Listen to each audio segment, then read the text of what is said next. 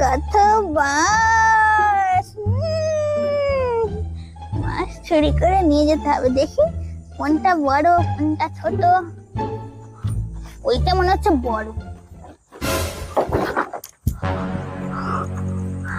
বাবা গো, ও বাবা রে, লাগলো হাতেও লাগলো পায়েও লাগলো, এই মরেছে।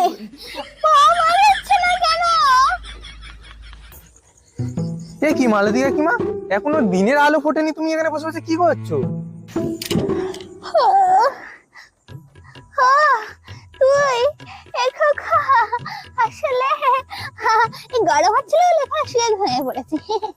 সত্যি কথা বলো, একদম মিথ্যা কথা বলবে না।